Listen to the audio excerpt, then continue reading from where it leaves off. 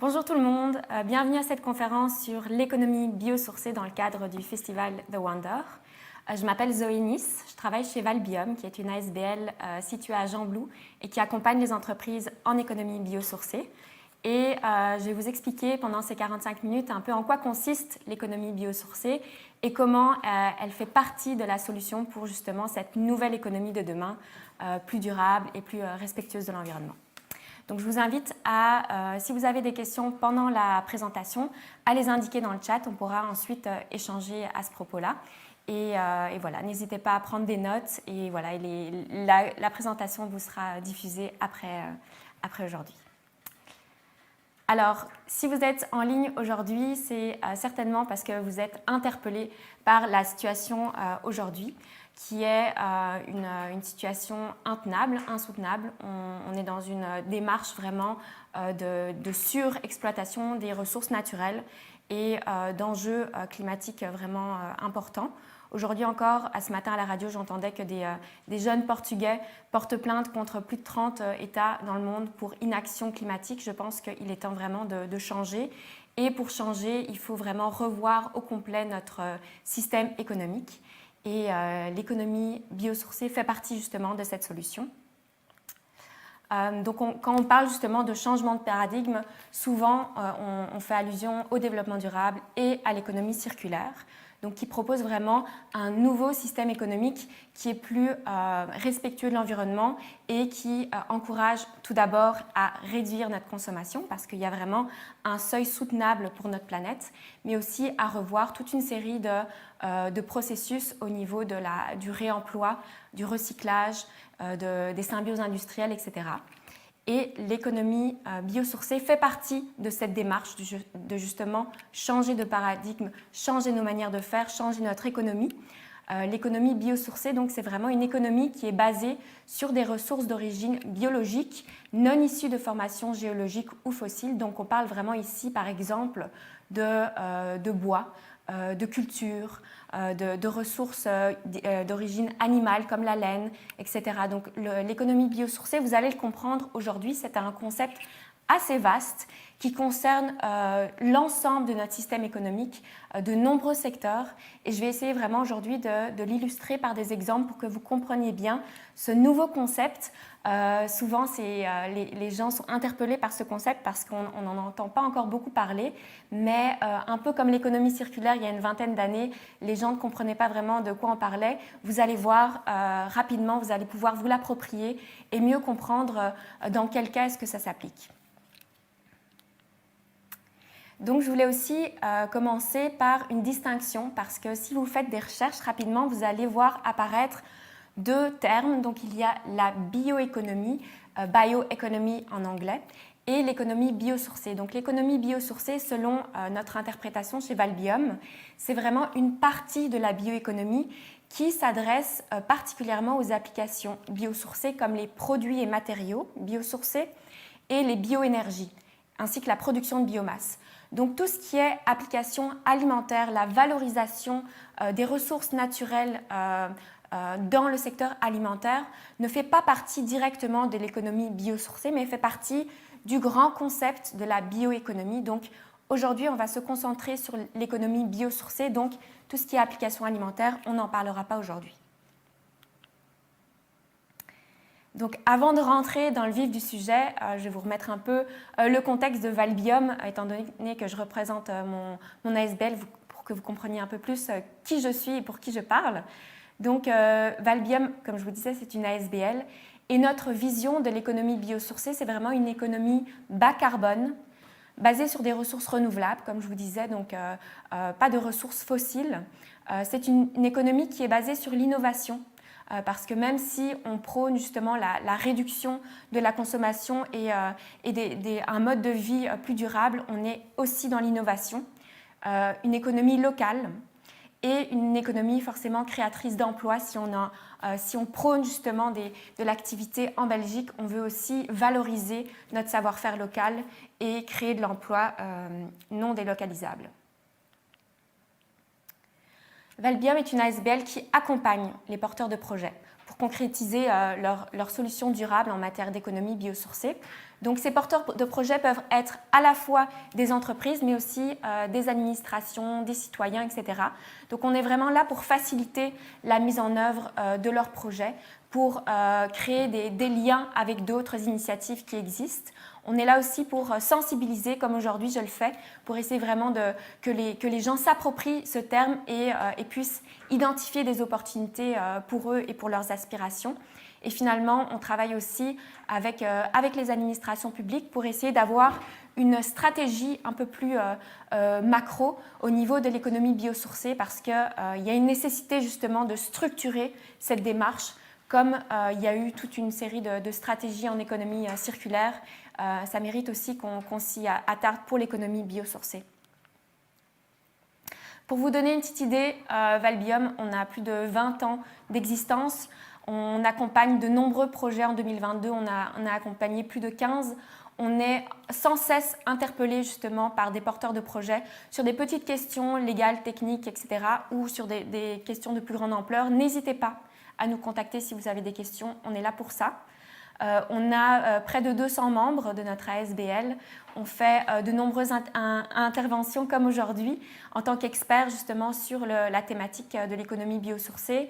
On organise beaucoup d'événements, donc vous allez voir un peu plus loin, je vais vous présenter un peu différents outils, notamment notre site internet qui se veut vraiment un lieu de centralisation de toutes les informations, événements, outils aussi dépliants, etc.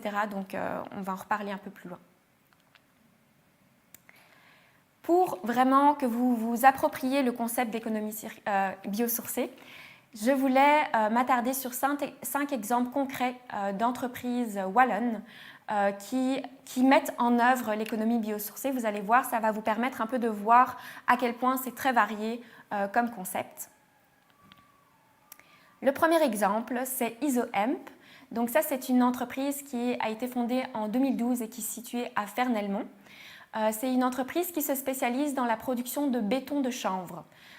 Donc c'est le leader mondial en production de ce type de matériaux, et leur bloc de béton de chanvre est en fait constitué d'un mélange de copeaux de chanvre qui provient d'une production française et belge et qui est mélangé avec un liant de chaux.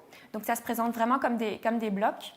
Et c'est une production vraiment basse énergie parce qu'ils ont justement une volonté d'être dans une démarche d'économie biosourcée, mais aussi de réduction de leur consommation énergétique.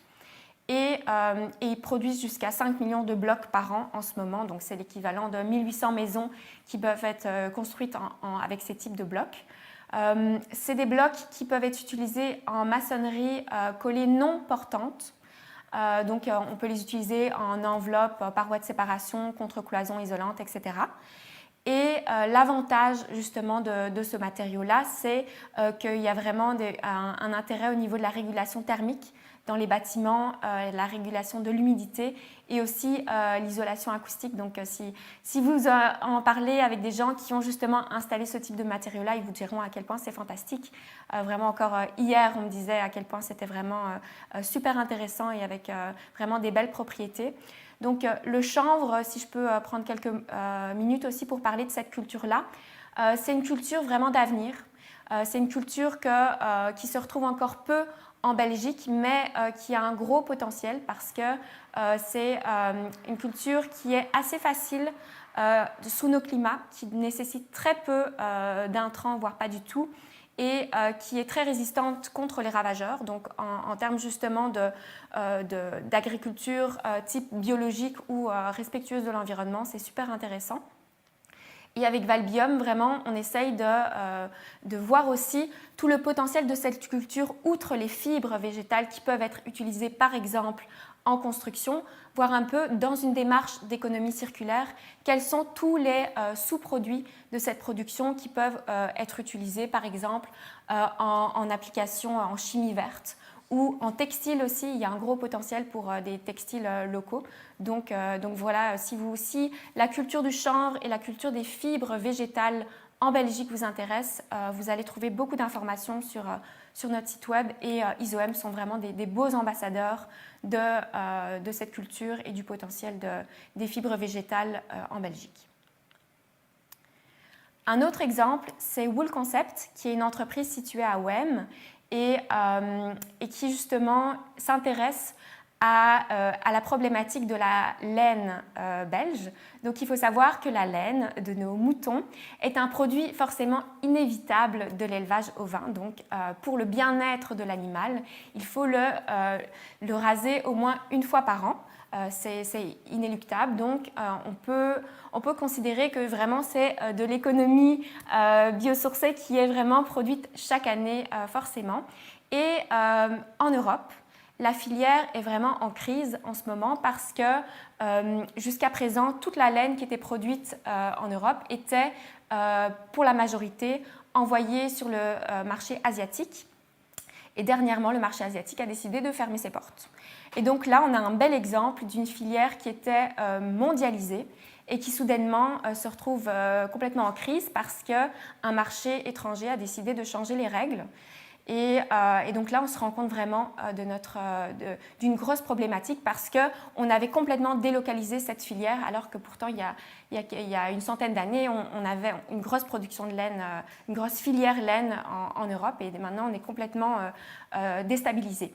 Donc, Wool Concept propose une solution à cette crise de la laine en proposant justement une application dans les bâtiments pour une laine qui est donc produite en Belgique, récoltée en Belgique, lavée en Belgique, transformée et utilisée dans les bâtiments comme matériau d'isolation. Donc ici, vous avez une image justement d'un panneau isolant à partir de laine belge, mais il développe aussi des matériaux en laine en vrac et aussi s'intéresse à des feutres de maraîchage. Encore une fois, les propriétés physiques de ce matériau sont très intéressantes au niveau de la régulation de l'humidité. Donc, ça peut absorber la laine jusqu'à 30% de son poids en eau. C'est aussi une excellente isolation acoustique, résistance au feu, jusqu'à 560 degrés, la laine ne brûle pas. Un aspect aussi intéressant au niveau de la purification de l'air, pour l'absorption des formaldéhydes et des COV. Et ce qui est génial avec les panneaux en laine, c'est qu'on ne peut pas être allergique à la laine, c'est comme les cheveux. Et donc, c'est une facilité de pose vraiment à la main pour n'importe qui est très intéressante, contrairement à d'autres matériaux isolants. Donc, vraiment un beau matériau local pour développer justement cette filière de la laine et savoir que le secteur de l'élevage ovin est en pleine expansion.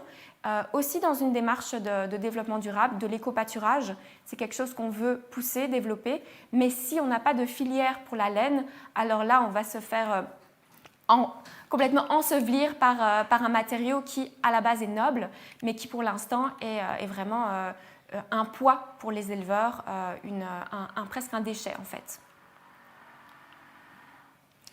Le troisième exemple en économie biosourcée wallonne, c'est Polypi. Polypi, c'est une jeune entreprise start-up qui a vu une belle opportunité au niveau de la production de plants de pois. Donc la production, les plants de pois chez Cosucra, une entreprise qui est située dans le Hainaut. Les pois sont utilisés principalement pour produire des protéines alimentaires. Et pour cela, il faut extraire l'amidon. Donc l'amidon est un coproduit des protéines alimentaires qui était complètement sous-valorisé. Et donc Polypi a vu là une opportunité. On est vraiment dans une démarche d'économie circulaire, d'innovation et ils ont vu l'opportunité de développer un matériau plastifiant, donc basiquement vraiment des films plastiques à partir d'amidon de pois. Et donc, avec toute une démarche de recherche et développement à l'Université de Mons, ils ont réussi à mettre au point des pellets de plastique qui peuvent être introduits dans les chaînes justement d'extrusion de films plastiques pour au final avoir un plastique biosourcé, biodégradable et avec des propriétés intéressantes parce qu'ils sont solubles dans l'eau. Donc, il y a plusieurs applications, comme par exemple les pastilles de la vaisselle ou l'enrobage de semences, etc., où là, on a besoin souvent d'une barrière type plastique, mais qui doit être essentiellement biodégradable parce que sinon, elle se retrouve dans l'environnement. Voilà, je ne vais pas m'étendre sur le problème des microplastiques, mais là, c'est vraiment une belle solution, une belle alternative locale à tous ces enjeux de plastique en agroalimentaire, mais ça peut être aussi, voilà. La start-up est aussi à la recherche d'autres applications, donc si ça vous intéresse, n'hésitez pas à les contacter. Polypi, c'est vraiment une belle success story de bien belge, donc voilà. Le quatrième exemple, c'est Toupy Organics. Ici, c'est une start-up qui nous vient de France, mais qui a vraiment une belle expansion en Belgique dernièrement. Donc, Toupy Organics valorise l'urine humaine. L'urine humaine qui est parfois appelée l'or jaune, parce que c'est une matière donc, qui est produite évidemment en quantité, régulièrement, et qu'on traite comme un déchet forcément, mais qui en fait a des propriétés super intéressantes parce qu'elle est très riche en azote, phosphore et potassium.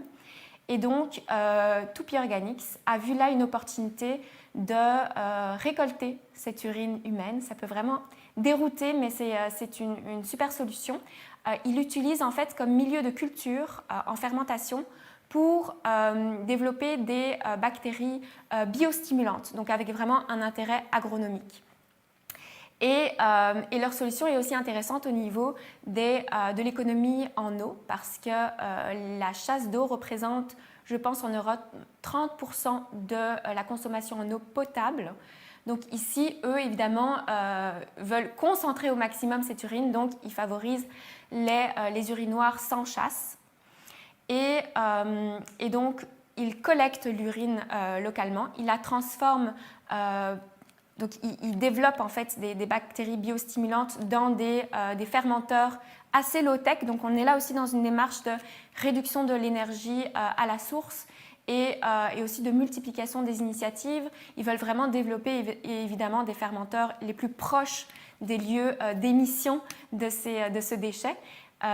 Et au final, on obtient une alternative aux engrais de synthèse et une valorisation complète du produit. Donc, 1 litre d'urine permet de produire 1 litre de biostimulant. Donc, il n'y a pas d'autres déchets qui pourraient être produits. Alors souvent la question qu'on se pose, c'est oui, mais s'il y a des drogues ou des médicaments qui se retrouvent dans l'urine, est-ce que ça va se retrouver dans l'environnement? Et la réponse de Toupy Organics, c'est que non. Donc évidemment, ils ont fait toute une série de tests pour pouvoir être approuvés. Ils sont approuvés au niveau des normes vraiment de nourriture alimentaire pour les enfants. Donc vraiment très sécuritaire. Et en fait, c'est tout le processus de fermentation qui permet de facilement dégrader des médicaments, de la drogue, etc. Donc sachez que, par exemple, à la foire agricole de Paris, cette année, en 2023, ils ont récupéré toute l'urine dans les cabines, justement, Cathy Cabine, pour produire leur Lactopistart, et de même pour la foire de Libramont. Donc ils sont vraiment déjà sur le terrain, leur produit est vraiment assez inspirant. Et puis on espère que voilà, ils vont pouvoir développer d'autres produits, parce que c'est aussi de l'économie biosourcée que d'aller valoriser notre urine humaine. Et finalement, le dernier exemple que je voulais vous présenter, c'est au niveau des bioénergies. Donc l'économie biosourcée, je vous disais, c'est vraiment très vaste. Ça s'applique dans plein de secteurs d'activité. Ce n'est pas seulement les produits et matériaux biosourcés, mais c'est également la bioénergie. Donc on pense à la biométhanisation, mais ça peut être aussi tout ce qui est bois-énergie. Donc la biométhanisation, ici, je vous présente l'exemple de Ocha Energy, qui est une unité de biométhanisation qui a été développée en milieu rural et qui est principalement alimentée par justement des éleveurs qui ont des effluents d'élevage. À 65% des intrants de ces unités de biométhanisation, ce sont des effluents d'élevage. Ils récupèrent aussi des cultures intercalaires ou dédiées à la production d'énergie, et finalement aussi toute une grande quantité en fait, de déchets de l'agro-industrie. Donc, par exemple, des patates qui sont mal calibrées ou des pommes qui sont pourries, ben, ça peut facilement servir justement d'intrant pour produire de l'énergie locale biosourcée. Alors, à la sortie de ce biométhaniseur, on a une production d'électricité. Donc, tout le biométhane, justement, est converti en électricité et réinjecté directement dans le réseau. On a aussi une production de chaleur qui est utilisée en circuit court avec des bâtiments voisins. Donc, encore une fois, localité, économie circulaire, etc. On est vraiment là-dedans dans la bioéconomie. Et puis finalement, le biodigesta, qui est vraiment le jus en fait, qui sort du biométhaniseur, est récupéré par les agriculteurs pour retourner au champ, donc une boucle bouclée. C'était le dernier exemple que je voulais vous présenter et maintenant je vais aussi m'attarder à tout ce qui est outils et ressources parce que si vous êtes porteur de projet ou inspiré aujourd'hui par justement ce secteur très vaste, sachez qu'il y a beaucoup de ressources qui existent sur Internet ou bien simplement nous passer un coup de fil parce qu'on est vraiment là pour vous orienter. Alors la première ressource, c'est vraiment la vitrine de l'économie biosourcée wallonne. Alors si vous êtes bruxellois, ne vous sentez pas exclu parce que ça va vous concerner directement. La Belgique est quand même relativement petite pour pouvoir faire des liens facilement et que ce soit transposable. Donc c'est valbium.be. On a plusieurs justement sections dans notre site pour pouvoir répondre à un maximum de questions. La section la plus inspirante aujourd'hui, c'est la section Actu et Inspiration. Donc, on a plus de 422 articles qui sont publiés sur notre site et qui permettent vraiment de vous tenir informé des actualités, de l'innovation, de cas à succès, mais aussi d'opportunités, peut-être d'appels à projets qui pourraient vous concerner ou d'événements, etc. En parlant d'événements, on a aussi une section qui est vraiment dédiée à tout ce qui est événements en lien avec l'économie biosourcée. Donc, par exemple, l'événement d'aujourd'hui était évidemment recensé dans notre section événements. Et donc, vous allez voir, ce n'est pas uniquement des événements que nous organisons, parce que ce serait vraiment ambitieux de notre part, mais on compte vraiment sur l'ensemble du secteur, l'ensemble du réseau, que ce soit au niveau belge, mais aussi européen. Il y a beaucoup d'événements qui sont organisés. Encore lundi de cette semaine, j'étais à Bruxelles pour un événement européen sur justement l'économie biosourcée. Donc il y a beaucoup d'initiatives dans ce sens-là. Il y a aussi une section outils, donc où on a toute une série de dépliants. Si la biométhanisation vous intéresse, sachez que justement on a un panorama de la biométhanisation 2022 qui fait vraiment l'état des lieux de la biométhanisation en ce moment en Wallonie. Combien est-ce qu'il y a d'unités de biométhanisation, c'est quoi les intrants, c'est quoi les extrants, etc. Donc n'hésitez pas à aller voir aussi si vous êtes intéressé par la laine, il y a plusieurs outils à ce sujet. Et de manière générale, si vous êtes intéressé par un sujet, il y a une barre de recherche et vous allez avoir tous les références à ce propos-là. Un deuxième outil que je voulais vous présenter, c'est l'annuaire wallon de l'économie biosourcée. Donc c'est une nouvelle initiative justement qu'on a mis en œuvre parce que on avait plusieurs problématiques. C'est qu'on trouvait que l'économie biosourcée était peu visible en fait au niveau wallon. On voulait vraiment essayer de faire un portrait, une cartographie, un état des lieux de toutes les entreprises qui se reconnaissent dans l'économie biosourcée. Donc vous allez voir si vous explorez cette plateforme-là, on a vraiment fait la distinction comme aujourd'hui entre produits et matériaux biosourcés et bioénergie ainsi que toutes les activités de support parce que évidemment une entreprise ou un porteur de projet qui voudrait se lancer, c'est difficile de se lancer seul, donc il y a plusieurs activités de support comme des centres de recherche dédiés ou des hautes écoles, etc. qui peuvent être là pour vous accompagner, pour vous aider à développer votre solution.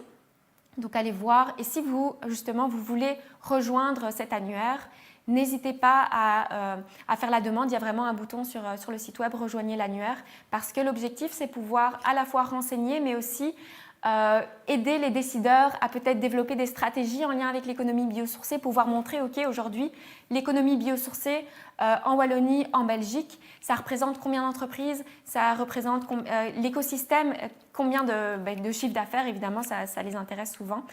Donc, c'est toutes des données qu'on aimerait justement valoriser grâce à cet annuaire. Un autre outil, c'est le label produits biosourcés, qui est une initiative portée par le cluster éco-construction. Donc on a parlé beaucoup de matériaux biosourcés. Eh bien, le cluster éco-construction est vraiment dédié à rendre visibles toutes les solutions qui existent en Wallonie. Donc c'est basé sur un modèle français, le label produits biosourcés. Et il a été transposé à l'échelle de la Wallonie. Et donc c'est, comme je disais, dédié aux matériaux de construction. Alors il y a deux conditions. Une obligatoire, c'est d'avoir un contenu d'origine biosourcée minimum, basé sur un pourcentage massique. Donc, dans mes souvenirs, c'est minimum 80%, mais si vous augmentez, si vous êtes au-delà, alors il peut y avoir une mention qui accompagne votre label produit biosourcé, qui dit voilà, contient 90% de produits d'origine biosourcée.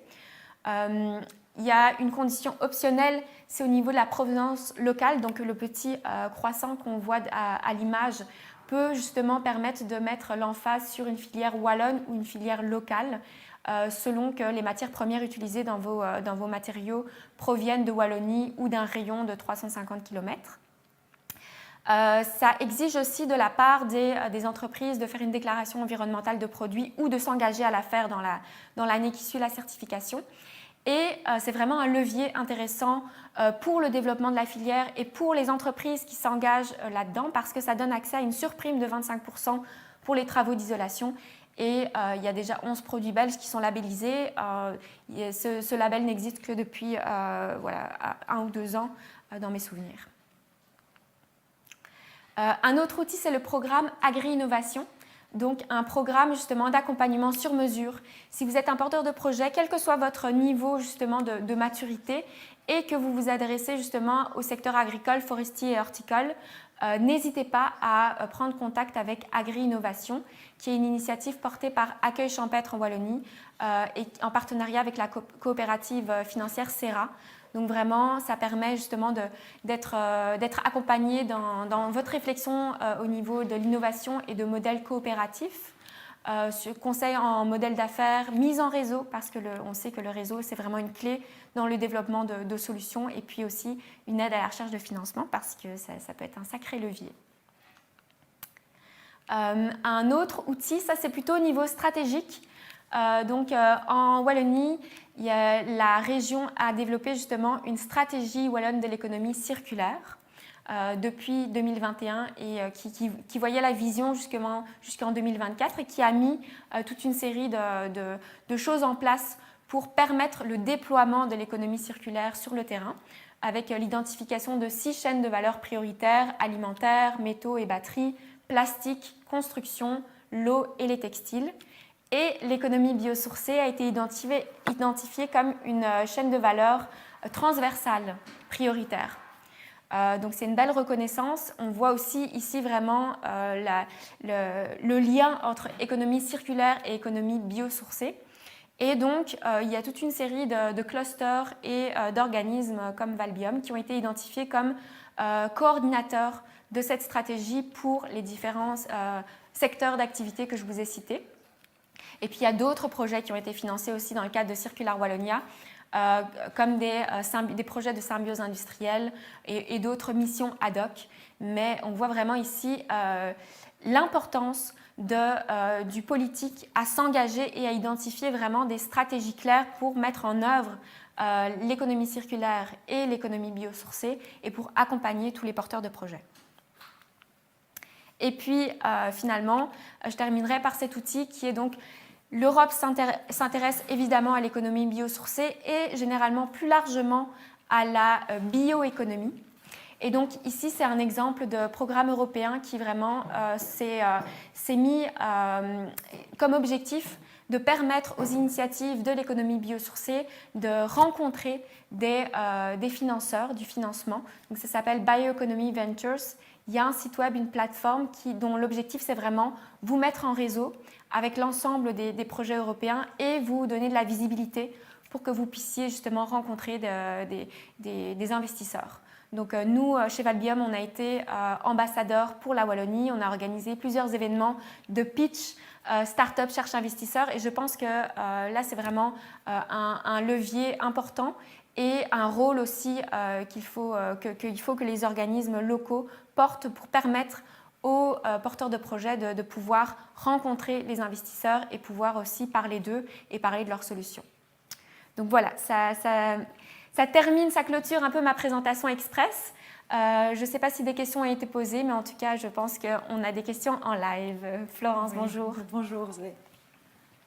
Écoute, merci beaucoup pour ce petit panorama, en tout cas, enfin petit, non, très, très dense. Moi, je trouve ça hyper enthousiasmant de voir de voir tout ce qui existe déjà. On est de nouveau dans cette logique, il n'y a plus qu'à. Et je trouve ça hyper exaltant.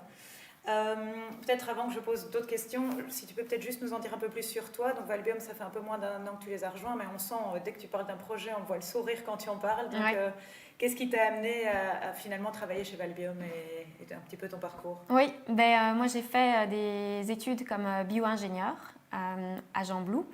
Et donc voilà, tout ce qui est l'intérêt du vivant et du développement durable, c'était inné chez moi. Et puis je suis partie travailler 5 ans au Canada, au Québec. Et là, j'ai eu vraiment l'opportunité de m'épanouir en économie circulaire. Donc j'ai été facilitatrice en symbiose industrielle à Montréal. Et quand je suis revenue en Belgique, ça a été vraiment, Valbium, ça a été pour moi l'occasion d'un peu relier mon passif, mes études de bio-ingénieur avec toute mon expérience d'accompagnement de projets circulaires. Et c'est vrai que les porteurs de projets, je trouve ça vraiment toujours très excitant de les accompagner et de les aider vraiment à mettre en œuvre leurs solutions qui sont toujours très inspirantes. Voilà. Bravo en tout cas, c'est vraiment un chouette parcours. On entend, on voit qu'il y a un intérêt grandissant, enfin en tout cas c'est ce qu'on voit un peu, mais je t'entends en même temps parler, oui ça manque encore de visibilité et tout. Peut-être d'abord, première question, c'est quoi les prochaines grandes étapes quelque part pour qu'en fait ce biosourcé redevienne la norme? Enfin, je dis redevienne parce que j'ai l'impression quand même qu'on se base sur des choses ancestrales. Tout à fait. Non, on réinvente pas la roue, mais à la fois je pense qu'il y a quand même une grande place à l'innovation aussi. C'est clair que, par exemple, typiquement, la laine, c'est un savoir-faire qu'on a complètement perdu, la valorisation de la laine, mais à côté de ça, il y a aussi tout un volet, justement, innovation et développement de nouveaux matériaux, parce que forcément, nos manières de vivre ont évolué aussi. Mais je pense en effet qu'il y a toute une série de choses qui manquent encore pour que l'économie biosourcée puisse vraiment se développer à son plein potentiel et puisse faire partie de cette nouvelle économie de la solution de demain. Notamment, je l'ai cité, mais avoir un peu une vision claire du politique et une stratégie, un engagement pour remettre un peu l'économie biosourcée, peut-être pas au centre, mais faisant partie de la solution et étant vraiment incontournable pour évoluer dans le bon sens.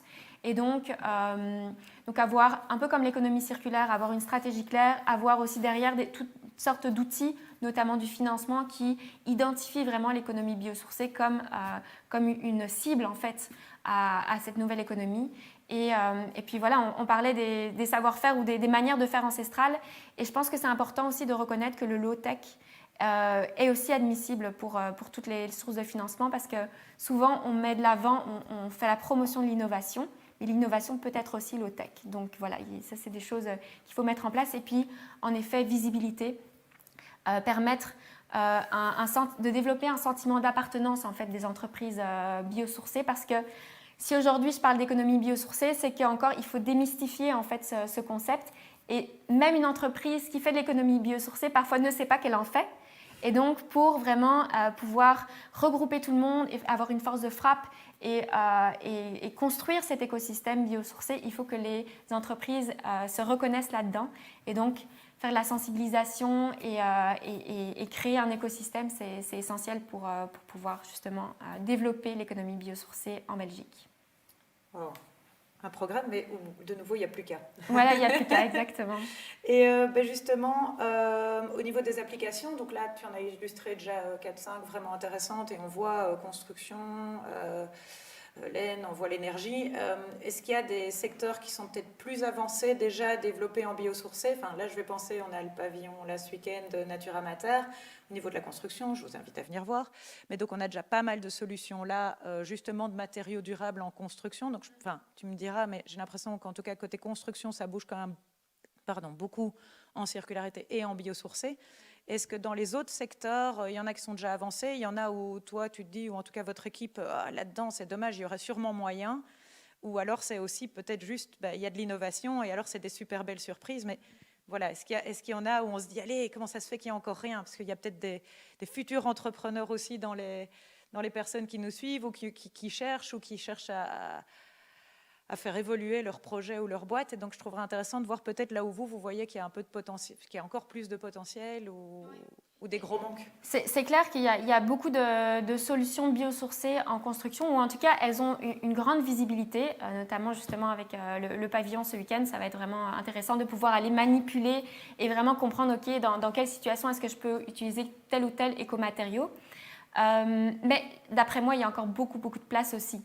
Et c'est parce que c'est une belle opportunité, parce qu'en ce moment, on veut vraiment rénover de manière massive tout l'habitat en Belgique. Et donc, il y a vraiment une opportunité de proposer des solutions biosourcées. D'autres secteurs sur lesquels on travaille beaucoup dans notre ASBL, c'est tout le secteur textile. Parce qu'on sait justement l'enjeu de l'impact environnemental du textile qui est majeur. Et en ce moment, on est complètement dépendant des importations internationales. Et donc voilà, l'impact environnemental d'une culture de coton est affreux. Et donc, comment est-ce qu'on peut essayer de relocaliser la production textile, pas seulement la transformation, mais aussi la production. Et donc là, je parlais du potentiel du chanvre.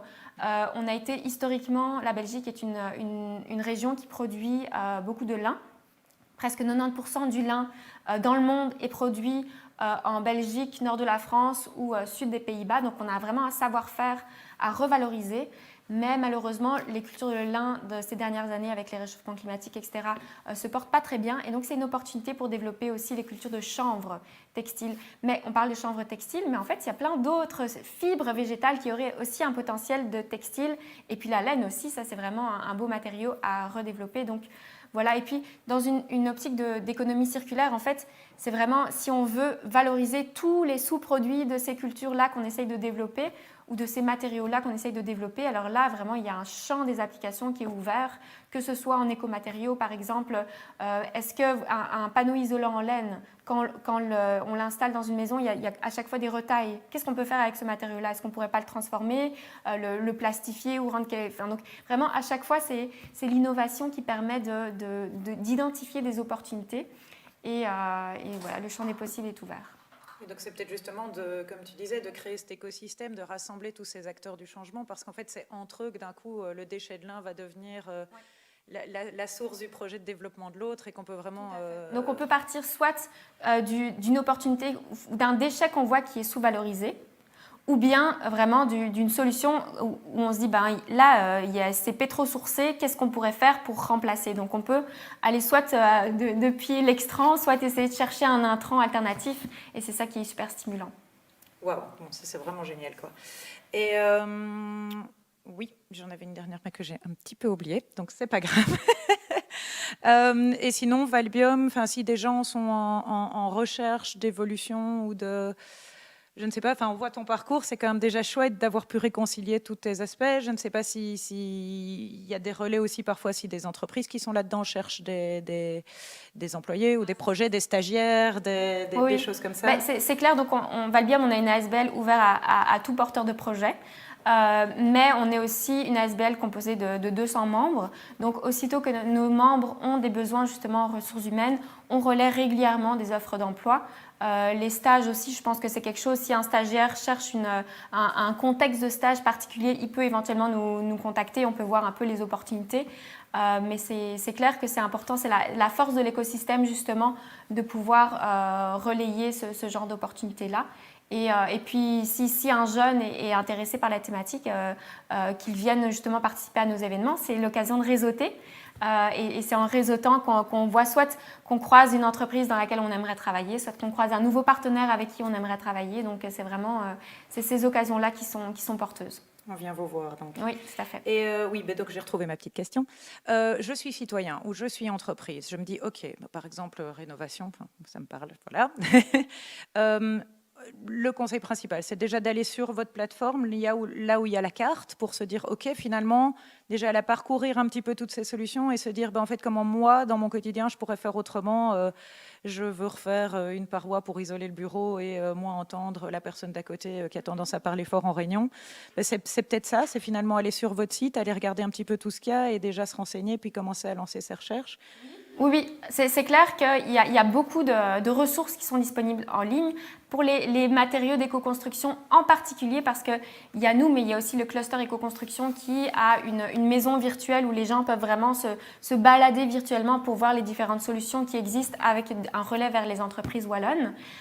Et sur notre site web, on a aussi toute une série d'articles, d'outils, de capsules vidéo et puis les événements. Je pense que c'est aussi hyper important d'aller sur des événements pour rencontrer les entreprises, voir un peu l'humain qu'il y a derrière cette entreprise-là, pouvoir manipuler le matériau, bien comprendre dans quelle situation est-ce qu'on peut l'installer ou pas pour vraiment pas avoir de mauvaises surprises et être le mieux informé possible. Ok, génial. Mais donc pour ceux qui veulent voir ça en concret, bien, il y a le pavillon construction Natura Mater ce week-end où là il y a une vingtaine de solutions et beaucoup de solutions biosourcées qui seront présentées. Donc comme dit Zoé, venez les tester, les toucher. On a également au niveau fashion Lucide qui sera présent et en plus on a une conférence avec la parlementaire européenne Saskia Brikmont sur la relocalisation de la production du textile et une autre sur toutes les alternatives pour s'habiller durablement samedi. Donc je pense qu'on va bien pouvoir faire avancer le biosourcé. Un petit mot de la fin par rapport à Valbion ou biosourcé ou il n'y a plus qu'à. Bah oui, moi je suis vraiment heureuse d'avoir l'opportunité de parler de l'économie biosourcée dans le contexte de ce forum. Justement, je pense que ça fait partie de la solution, c'est certain. Et puis, si vous êtes intéressé à avoir plus d'informations, n'hésitez pas à nous contacter parce qu'on est là pour ça. Eh bien, super. Merci beaucoup, Zoé. Bonne journée. Avec plaisir.